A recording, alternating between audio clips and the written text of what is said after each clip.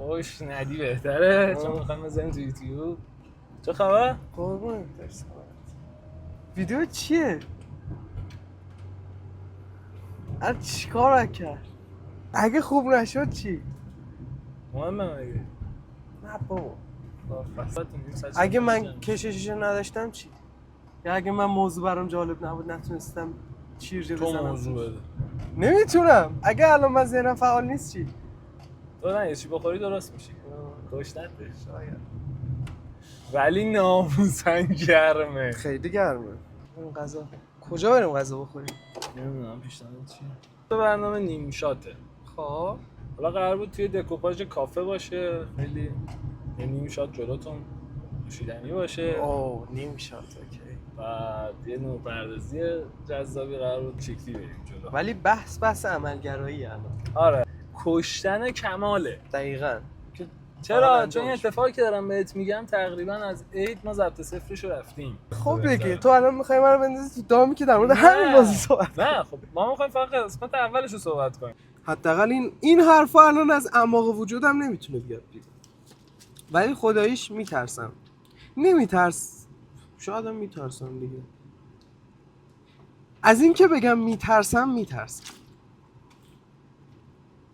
خدایی از کن 40 سالم شد این ویدیو رو میبینم دوباره میگم که بی حرکت. سلام، اینجا نیمشاته، جایی که قصه های آدم های عادی قراره گفته بشه، صحبت بشه و کلی این صحبت اتفاق بیفته. معلوم نیست چه اتفاقی میفته، حالا یه سری سوالا هست ولی خب اصلا معلوم نیست باز چه اتفاقی در پیش ما هستش، در پیش روی ما هست. درسته؟ امروز مهمون ما کسیه که تصویر میسازه، ولی نه با قلم و تبلتش بلکه توی ذهن خودش و اون همه انرژی که من سینا بابایی میشناختم که در و دیوار میرفت بالا و میرفت بالا و کلی حرکات پارکور میزد و کلی اتفاقات جالب داشتش. حالا میخوایم ببینیم که روایت سینا چیه این وسط، از هوش مصنوعی، از همه اتفاقاتش. سینا کانسپت آرتیسته و قلم موفقی داره. سلام سینا. سلام. خوبی؟ آقا بزن بریم. بعد دکمه میزدی برم فعال بشم. دید از تیپوز در اومدم.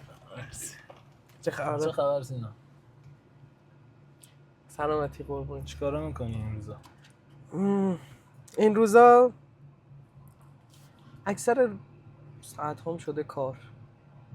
چیکار میکنی؟ کاری چیه؟ توی استودیوی مشغولم که یک انیمیشن سینمایی داریم درست میکنیم. ایوالا. من به عنوان طراح محیط، طراح کانسپت محیط اونجا مشغولم. و آره این روزا هم شده کار. طراح محیط، کانسپت آرتیست چیه دقیقا؟ اینا چیزایی که میتونیم نمونش صحبت کنیم. آره مثل نکات داشتی کلا. آره بابا ببین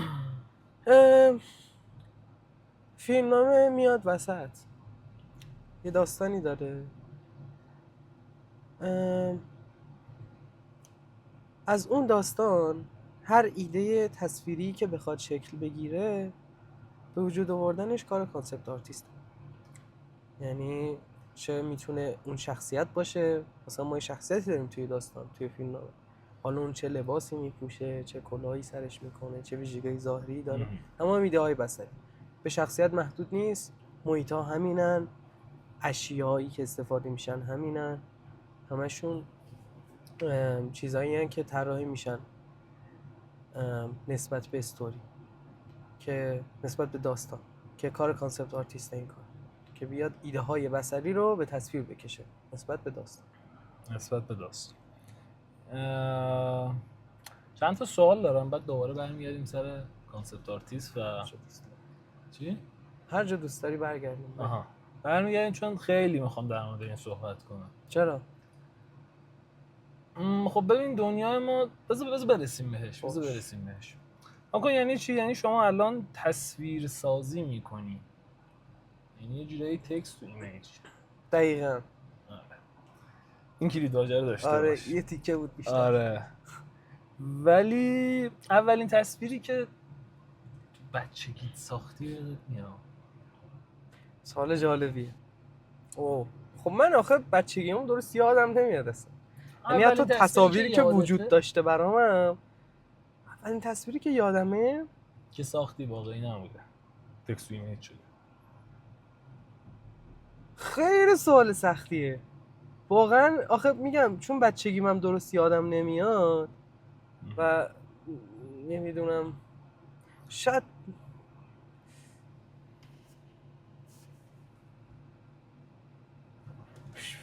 شاید ماشین ساختم تو ذهنم. اون ماشین فضایی، یه ماشین رئال. ببین تازه اینم دارم همینطوری میگم چون بچگی ولش ماشین خیلی کن، دوست ولش داشتم. کن، بگذار. من یادم تو ورزش میکردی، پارکور کار میکردی تخصصا. میکردم آره. این جوتسو بود البته بیشتر دوران ولی زندگی خب ولی تو این جوتسو هم پارکورشو بیشتر دوست بیشتر دوست داشتم. داشتی. و اون حجم از انرژی و تخلیه انرژی که داشتی آره. چجوری یهویی میاد روی کار مثلا طراحی که شاید خیلی یه فضای آروم و گوشه‌نشین تری داره؟ شباهت این دوتا چیه؟ تو چی آره دیگه می‌بینیش؟ ببین اون تکاپوه خب تو طراحی اینجور چیزا تو ذهن آدم میره، شکل میگیره و ایجاد میشه و اتفاق میفته. آره شاید نموده بیرونی نداشته باشه که از در دیوار بخوام برم بالا، ولی توی ذهنم چرا هست. یا وقتی مثلا به یه داستانی فکر میکنم اون اتفاق تو اونجا هم میفته که ذهنم خیلی میره این ور اون ور فلان. آره. تو صحبتایی که قبلش کردیم گفتی روایت رو دوست داری. آره درسته. خب دوست دارم. روایت به نظر تصویر روایت کرده یا کلمات؟ سوال خوبیه. جلسه بعد در موردش تحقیق کن بیا سر کلاس. معلم ببین اون همیشه این کارو میکنه. بهتر و بدتر وجود نداره. خب به نظر من هر کدومش تو جایگاه خودشونه، چون که توی کلمات تصویر رو میسپاری به عهده ذهن مخاطبت، تصویر سازی میکنه خودش. خب حتی خیلی عجیبه، شنیدم این سریا نمیکنه. آره آره. تصویری که بصری نیستن کلا. مثلا میگم ما میخونیم ولی چیزی مثلا تصویر نمیکنیم تو ذهنمون. درست. من مثلا اینطور نبوده، فکر میکنم همه کار میکنم، ولی اکثرا فکر کنم تصویر میسازن دیگه از چیزی که میخونن. خب آخه یه داستانی وجود داره، یه کلمه‌ای هست میگن که ما تصاویر رو میسازیم یا تصاویر ما رو میسازن. نه کلمه مغلطه است به نظرم. نه چون که و تو نسبت به تصاویری که خودت تا حالا تو زندگی دیدی و تجربه کردی میای تصویری رو و این تو ساخته شدی که یه تصویری رو بسازی. الان فهمیدم چی درسته. خب الان مثل AI که ترین میشه. آره دیگه آره. تو یک چیزی رو گرفتی که الان مثلا من میگم درخت. تو چیزی که درخت میاد توی ذهن قاعدتا یه چیزی دیدی. بله. قاعدتا برگاش تو خاک نیست یا چه هم شبیه گوجه نیست. آره. خب پس تصاویر تو رو میسازن. بله. که تو کاملا قانعم کردی. مرسی. نه اصلا جمله رو اولش اشتباه متوجه شدم. بله. آره تصاویر ما رو همه اینپوت ها ما رو میسازن، ورودی ها ما رو میسازن واقعا. اوتپوت ها رو تعیین میکنن. یه سوال سخت دارم. سخت. کل زندگی تو الان یه مرور سریع بکن، مثل لحظه که دارم میمیرم. آره یه همچین حالتی. قاعدتا اون نکات بولدت بیشتر یادت میاد. یه فریمشو بردار، کانسپتشو عوض کن و برای ما توضیح بده. کادر رو در نظر بگیر. خب جنریتش میکنی برام میفرستیم و زمین ویدیو میکنی. یه کادر رو در نظر بگیر.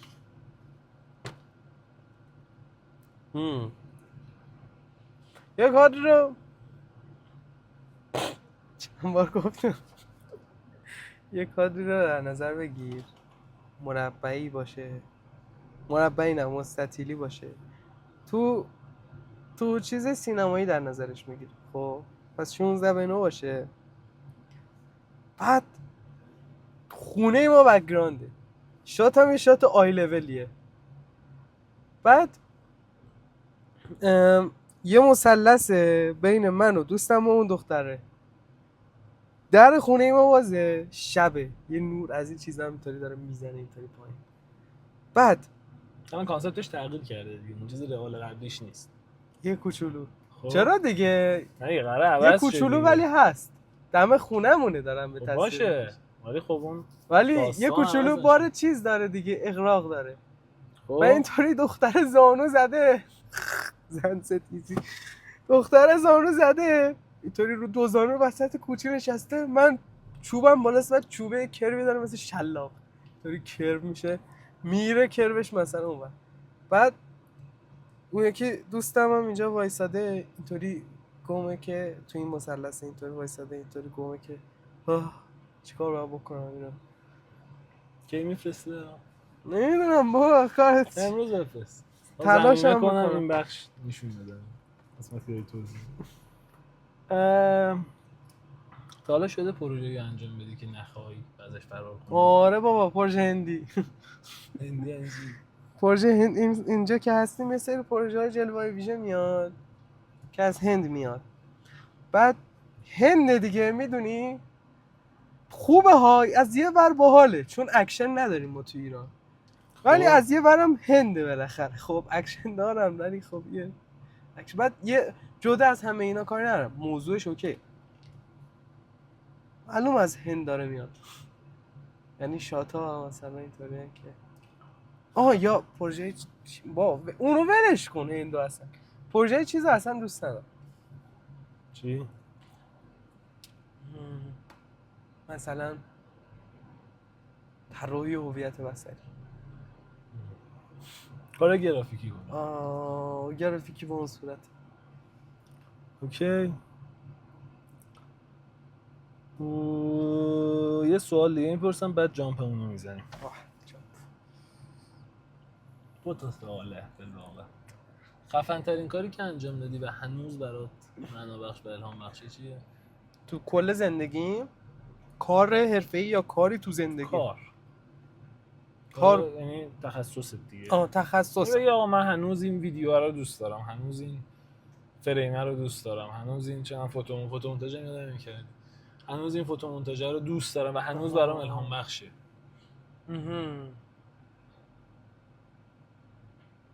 آره بذار فکر کنم. آره یه کانسپتی زدم توی مسابقه ورودی بود برای دانشگاهی که قبولم نشدم تو اون مسابقه، ولی کار رو دوست داشتم. برای اون موقع هم خیلی اینطوری بودم یعنی هنوزم دوست داری که ببینیش؟ آره داریش؟ آره. چی نشونم بدی؟ این بود.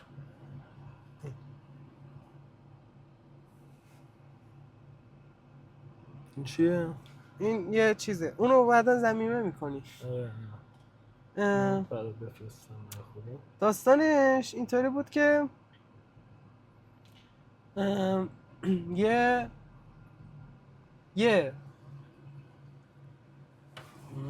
متروک خرابه 2000 ساله است از امپراتوری روم و اینا، خراب شده دفن شده تقریبا و دزدای دریایی اومدن روش یه دهکده کوچولویی ساختن و منطقه و هنوز دوستش داری؟ آره چه باحال جزئیات، مثلا انبارشون رو کرده بودن توی اون ساختمون رومیه فلان، چیزای باحالی جالب. این سوالو نمیپرسم. چرا؟ جواب نمیدی. ببینم شاید جواب دادم. اگه یه روایت ناتمام توی ذهنته که هنوز جرئت نکردی بگی یا تصویر کنی، اون چیه؟ روایت ناتمام توی ذهنم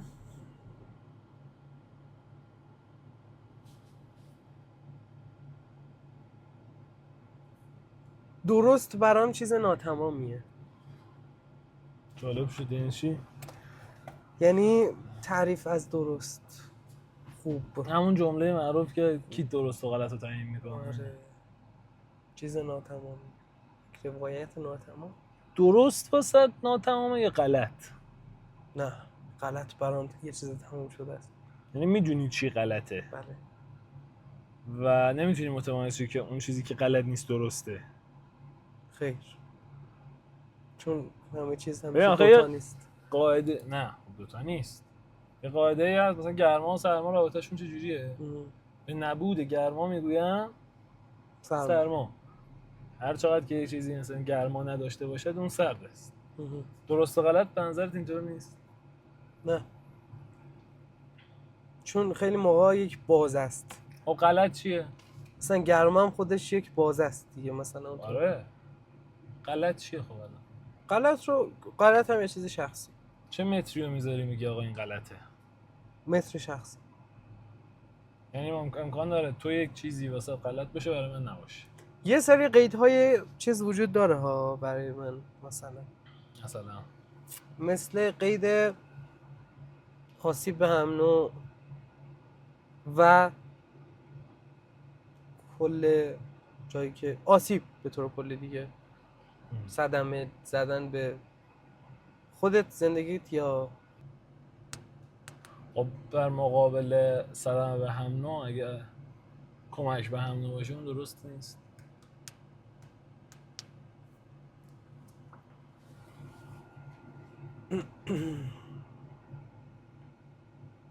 دقیقا نکتهش اینه دیگه. همه چیز دیگه وقتی میره وارد مرحله عمل میشه خیلی معیارو میاد وسط. مثلا آره کمک به هم نوع به طور کلی شاید بگیم درسته، ولی چرا کمک به هم نوع تعیین میکنه درسته یا نه؟ بخاطر همین میگم شخصی میشه و هر شخص خودش میتونه بفهمه چرا به کمک به هم نوع. منظور چیه؟ منظور اینه که خب یکی مثلا برای اعتبار کمک به هم نوعش میکنه. اعتبار که آره دیگه، مثلا یکی هم برای اعتبارش صدمه میزنه به هم نوعش. صدمه میزنه؟ آسیب اون که میزنه. ذاتاً کلا اشتباهه. نه خب تو آسیب میزنی چه فرق میکنه؟ اون هم شخصیه. تو برای دفاع از یه نفر دیگه آسیب میزنی. شخصیه. خب الان مثلا میگم تو، حالا نمیخوام سیاسیش کنم، من میام به تو حمله میکنم، تو میزنی صورتمو کبود میکنی، تو من آسیب زدی؟ خیر، از خودم دفاع کردم. خب پس یعنی غلطه هم تو من آسیب زدی. بله. ولی چون یه قیدی داری که خودت دفاع کردی میگی پس درست بوده. بله. خب پس غلطه هم بی انتها میشه. ممکنه، ولی ببین خیلی تو مثالش اگه نبریم به طور کلی بگم، پیدا کردن غلط برای من همیشه راحت تر از پیدا کردن درست بوده. خیلی ساده. و فکر میکنم برای هر کسی همینطوریه. اگر خودت هم فکر کنی نمیدونم به چه نتیجه میرسی، ولی من خیلی فکر کردم و اینو پذیرفتم که باید یک سری چارچوب ها رو بپذیری. نمیتونی بگی شخص مطلقه. 100% یه سری چارچوب، یعنی یک سری چارچوب ها که آقا تو از چهارراه نباید رد شی. آره. یه سری چارچوب حالا کلی، من خیلی مثال شلی زدم تو این موضوع. تو یه سری کار رو نباید بکنی. چه میدونم حالا اگه بخوایم حالا سیخونک که اجتماعی سیاسی هم بزنی، تو خب نباید دزدی کنی. خب ولی آیا تو اگه گشنت باشه دزدی کنی حلاله؟ یعنی حلاله که حالا دینیش هم نه. درسته؟ فهم منظورم چیه؟ یا از اون طرفش به قول یارو گفتنی اینو احتمالاً کات کنم ولی خب برای اینکه شیرفهم بشیم. آره. یه دختری الان میاد بیرون، حالا با چه پوششی میاد درست و غلطش چجوری مشخص میشه؟ نسبت به اون جایی که میره به نظر من. منم همینطور کنم. یعنی تو به قول یارو گفتنی یه موقع هستش میخوای بری مسجد، میخوای بری اصلا یه جای کار، واسه اصلا یه مثال خیلی واقعی، من پسر رو میگم، اصلا سراغ دخترها هم نمیریم که یه موقع مخاطب بسته‌بندی نشه، خودمون که داریم زندگی میکنیم و درک به این کالبد داریم. تو صبح میخوای بری سر کار، میپذیری با شلوارک که مایویی بری با یه رکابی؟ نه. چرا؟ چون که اونجا برای اون نیست. ولی ها از اون طرفش میری خونه یا با دوستات رفتی شمال، با کت شلوار میشینی مثلا روی مبلت، مثلا تلگرامتو چک کنی، مثلا ایمیلتو چک کنی، یا بری استا، هر پوششی یا هر فضایی رفتار و اخلاق خاص خودشو میخواد. مثلا تو بری چون لباس قرمز بپوشی بری وسط هیئت بشی، یا از اون طرف چون یه پیراهن یا حسین گنده باشی وسط عروسی بپوشی. آره دیگه. این درست و غلطی که میگی زیاد شخصی نیست نسبت به اون زیست و اون زیست بومی که داری، اون محلی که الان توش داری تنفس میکنی. به نظر من آخه میگم یه مقدار چون بحث گسترده‌ایه شاید کلمه ها درست نتونم برسونم. آره. شخصی هم که من صحبت میکنم میدونی دقیقا یک شخص به درجه از شعور میرسه، یعنی باید برسه که به نسبت شرایطش عمل کنه همه چیزو. میدونی درستش اینه دیگه. منظورم از شخصی اون آره مثلا اون مثالی که اونقدر شخصیه اون یه مثالیه که خب آره دیگه واسه یک آدم بیشور صدق میکنه، ولی نه شخصی منظورم اونقدر شخصی نیست 100%. یه پلی بزنیم به اینکه تو دنیایی که همه چیز الان تصویره و ما حدوداً فکر می‌کنم 80% شهود ما از طریق تصویر و حالا نور و انبیاء چشم فرآیند نوریه که ما تصویر رو میتونیم درک کنیم. توی این فرآیند تصویرسازی کجاشه؟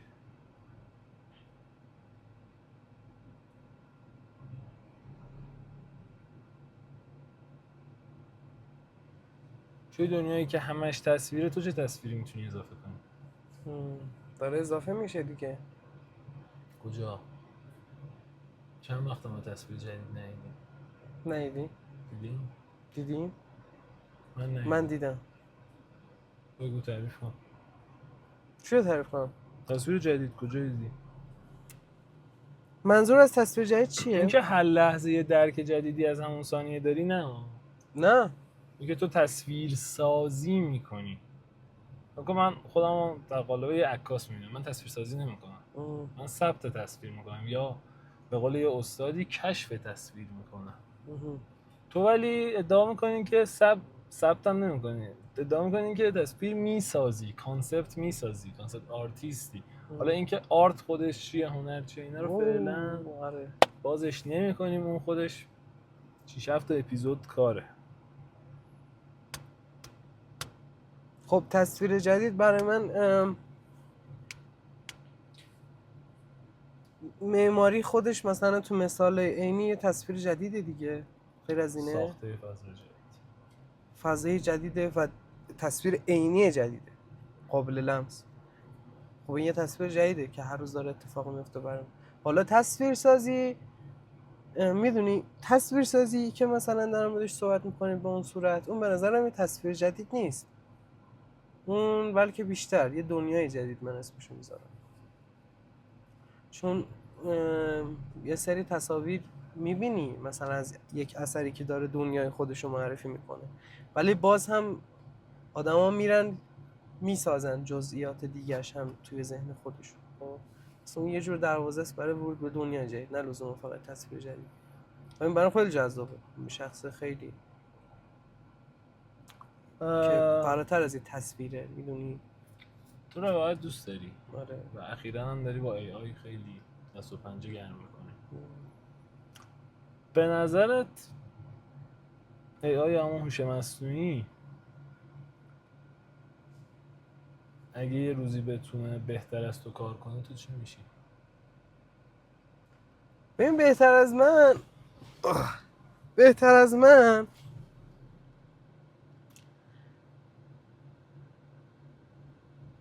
ببین خیلی ساده است حقیقتا. اولین جواب اینه که بدون اپراتور کار نمیکنه ای آی. خب چرا؟ کجا میدونی؟ الان کار نمیکنه. آره میگم اگه یه روزی. خب ببین اون یه روزی که داری در موردش صحبت میکنی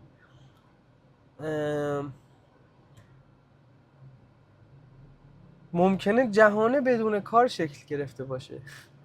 خب آره ولی خب الان ما حدوداً 1-2 سال ای آی واسه مردم ملموس شده، قسمت های حالا اکونومی چیزش.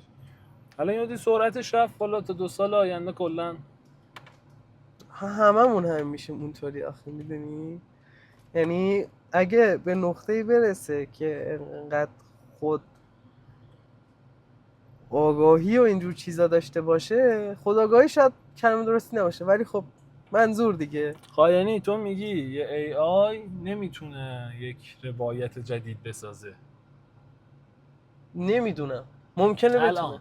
الان نمیتونه.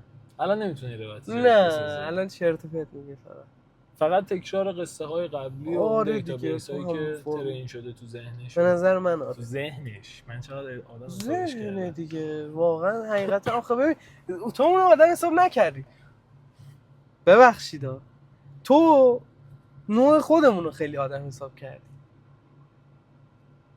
یعنی اون ذهنی که داری در موردش صحبت میکنی ذهن ذاتن ذهن انسان هم همونطوری کار میکنه. ولی اون سرعتش خیلی بیشتره. اون AI آره خیلی بیشتر، دقیقاً.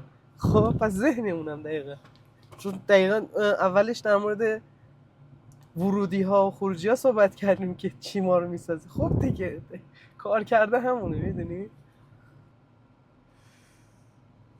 یه پرامپت با چت جی پی تی خیلی صحبت می‌کنی شخصی؟ خیلی نه، شخصی اصلا صحبت نمی‌کنم. شخصی صحبت کاملا وقت کار دارم میرم پیشش.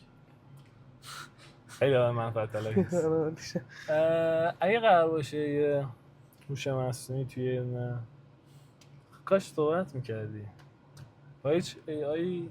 نه شخص نه عاطفی من میشه چی اسمش، اگه یه AI قرار باشه که یه تصویری از ذهن تو رو بکشه، جنریت کنه، نظرت پرامپتش چه شکلیه؟ درون مغز تو. درون مغزم؟ خب من درون مغزم الان نمیام بگم که نه چه شکلیه، کانسپتش چیه؟ پرامپتش گفتی چی؟ کانسپت پرامپتش چیه؟ خب بذار ببینم چی مثلا میتونم بگم. ببین به طور کلی بگم آشفته هست، گنگ هست. اگه با چت جی پی تی زیاد صحبت میکردی پرامپتشو ازش میگرفتم. چه جالب. ولی نه زیاد صحبت نکردم اصلا، شخصی که اصلا. خب ولی گنگ و پیچیده است تر، خب و احساس میکنم تو یک دایره میگنجه اون تر. نمیدونم چرا ولی احساس میکنم یک دایره ای که پر از پیچیدگی هاست و گنگی ها تو همن، ولی اون دایره ممکنه یک هارمونی داشته باشه. اون پیچیدگی ها توی هم و از دایره نزده بیرون شاید. نمیدونم من اینطوری دارم فکر نکنم.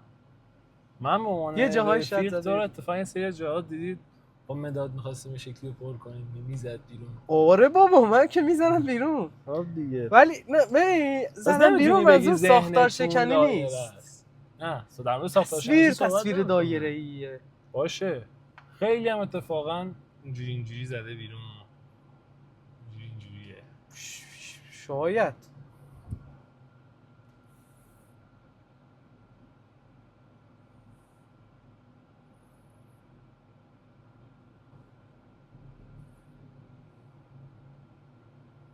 شنبول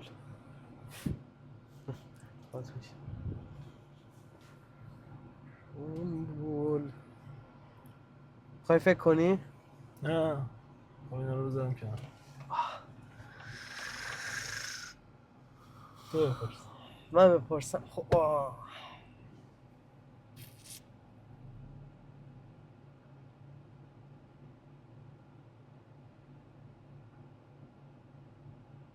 سه ثانیه دیگه نپرسی بازی رو میندازم.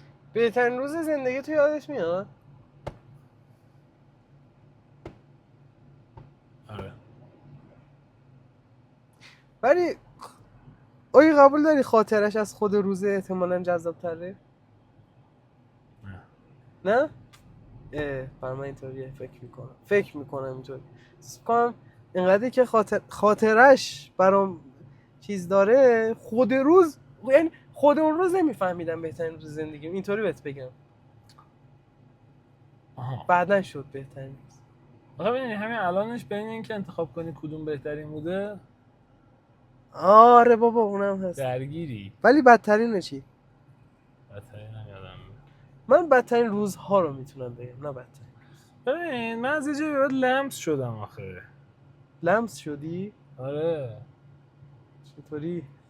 از یه جایی نه من از یه جایی بعد اینجوری بودم که خب عربی دوم دبیرستان چجوری گذشت؟ اینم میگذره. آها اون روزی که صبح پا شدی تکالیفتو ننوشته بودی و رفتی مدرسه چجوری گذشت؟ اینم میگذره. آره اون موقع خیلی درد بزرگی. اون موقع خیلی دنیا رو سرت خراب دنیا رو بود. سرت خراب میشه، یا مثلا کتابتو جا گذاشت یا هر چیزی. برای من خیلی استرسش زیاد بود. حالا یا من یه آدم خیلی اون موقع اوورتینکر زیاد مطرح نبود، ولی خب یا اونا چجوری گذشت اینم میگذره. من از یه جایی به بعد این موضوع خیلی واسم چیز شد، ولی روزای بعد کم نداشتیم. کسی بگه نداشتم چرت و پرت بود. آره بابا یعنی زندگی نکرده منظر من، زندگیش به درد نمیخوره. احساس نمی کنی واقعا یک احساس اختیار میکنی از اول زندگی تا الان؟ اختیار جبرالو داره. پیچیده نکن جمله رو. اختیار. یه آیا دیالوگی تو تصمیم گرفتی؟ یه دیالوگی داره توی لیسانسا، میگه عزیزم تو انتخاب میکنی، ولی تو اون چیزی که ما میگیم ما انتخاب میکنی. ضمیمه کنید لطفا تدوینگر. به هوتن شکیبا داره میگه. و آره من احساس میکنم که انتخاب داشتم. آره آزادی اصلا آزادی چرت و پرته، ولی خودم انتخاب کردم، ولی غیر از این هم انتخاب نمیکردم. خب دیگه پس انتخابی نداشتی، جبر محیط تو رو توی تصمیم های واداشت، جبر دنیای بیرون. میشه گفت ولی نه اومد. من حس میکنم نه مثل میمونه که تو بگید آره توی یه سری چیزای کلی شما الان شهرانی تهرانی، همونش خیلی تاثیر میذاره. خب حالا نه ایناشو بذاریم کنار، ولی اینکه الان تو اینجا نشستی و میتونستی بری به کارت برسی جبری داده روش. به صورت لایه اول نگاه کردن نه، در لایه ولی دو میای عمیق‌شی توش میبینی که بله همه چیز دست به دستم میده تا من رو توی نکتهش لحظه اینه اینجا باشم. که من دو تا نصف ساندویچ ماکارونی دارم و میگم چپ رو انتخاب میکنی یا راستو؟ خب کدوم انتخاب میکنی؟ راستو. چه فرقی میکنه؟ من راست هستم. در هر صورت تو داری ماکارونی میخوری. خدا من راست دست آفرید. خب دیگه نه ولی راست انتخاب کردم. خب باشه چپ هم انتخاب میکردی ماکارونی میخوردی. کی گفته؟ خب این گفتی مثال ساندویچ اصلا مثال ماکارونی. درستی نیست. نه همینه سینا، به نظر من همینه. اونجا همیشه به نام خدای شنیده بودم میخواستم بگم. بیا جلو بیا. به نام خدای شنیده بودم میخواستم بگم، الان میگم. به نام خدایی که ما رو آفرید، در این دنیا ما رو پایید. نه به نام مادرم که مرا زایید و پدرم که مرا نان داد. خیلی خوشحال شدم. سینمایی نشونمون داد که کانسپت آرتیستی